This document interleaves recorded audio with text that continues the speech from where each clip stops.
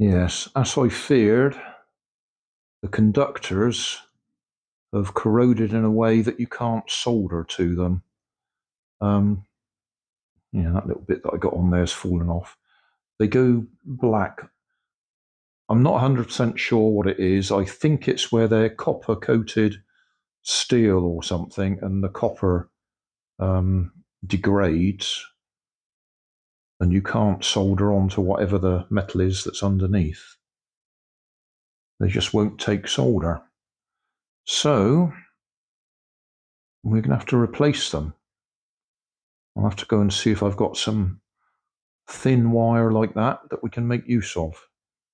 Usually the sort of stuff you can find in old USB leads, charger leads. That's usually this sort of thickness.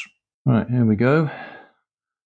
An old USB lead. They're about the same thickness.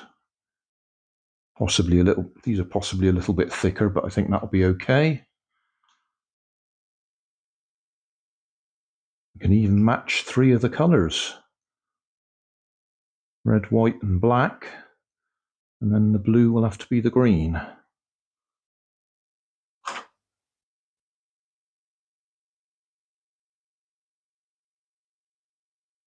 Right, let's see if we can work out how this goes. The white and blue were the incoming power from the battery, which has just come off. Okay. And then the black is the next one down, and the red is the next one down.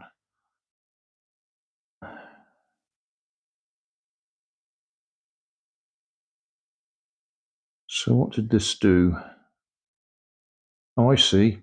It's a reversing. One way it'll be forwards, and the other way it'll be reverse, and in the middle it'll be off.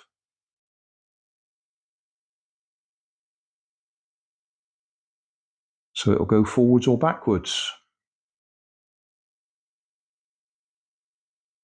Okay. I will solder some wires on. Well, we're a step further forwards. I was surprised, but I managed to get the wires go into these little, I'm not sure if they're neons or filament bulbs. But I managed to get them to take solder eventually. I had to scrape them to get the corrosion off them. But I did manage to get them to take solder, so they are now soldered in position. There's that one hanging free and that one's in position. But the on-off switch doesn't work. If I go on the wires that go direct to the motor,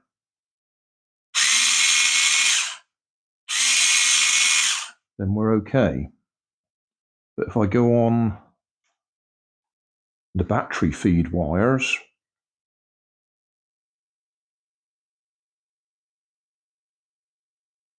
nothing happens. Doesn't matter what I do with the switch. Hang on. I dropped the wire. That doesn't prove anything then, does it? If I'm not holding the wire. Right. Nothing. So that switch is completely corroded.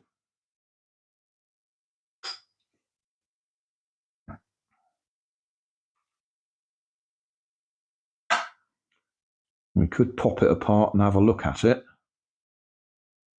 It's just a simple prong sticking up, and then this will slide across and make contact with the prongs. I've squirted it with contact cleaner, and that hasn't cleaned it.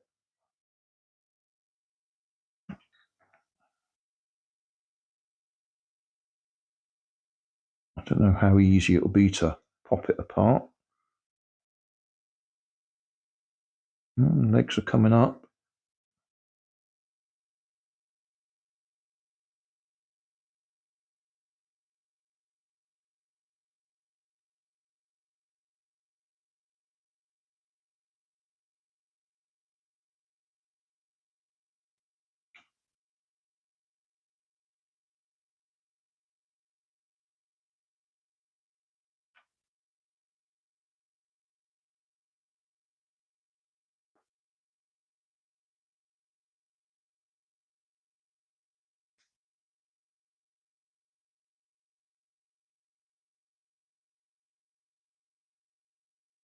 Okay, there's a little ball bearing there.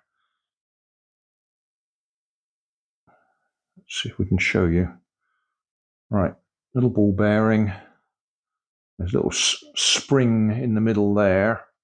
Come on, focus. Yeah, little hole with a spring in it. That's where the ball bearing sits. That gives it a friction setting as it goes along. Put that down there and try not to lose it. And then these are the contacts that slide along. Let's go a bit close up, eh? So this is what should be making contacts. It slides along. And it's not actually doing its job. I'll try cleaning it again and see if we can get it to work. Same on that side. Oh, yeah. We can see that side's completely coated, whereas that side's actually got some shine to it. So we'll see if we can clean that up. Close up so you can see what we're talking about.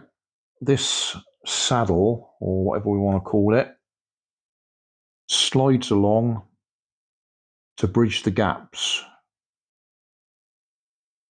but it's got no strength to actually make a good contact.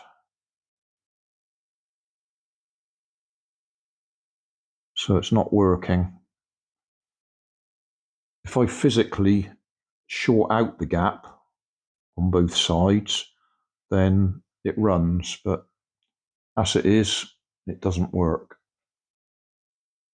I have just reassembled the switch just in case the plastic case puts a bit of pressure on those sliders to help them make contact, but it doesn't.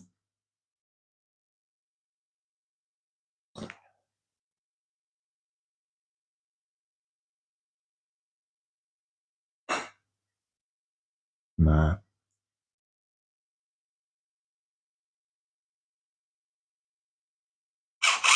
Oh, almost.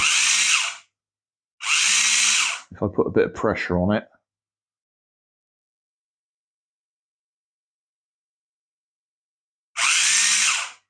So one side's working. That side must be working, and I'm shorting out the other side to make it work.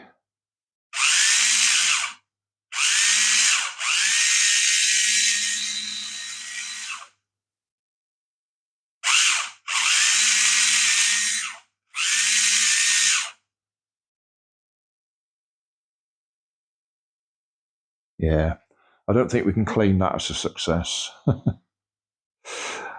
I'll have a look through me bits and pieces. I don't think I'll have a switch like that, but you never know. That'll be another video sometime.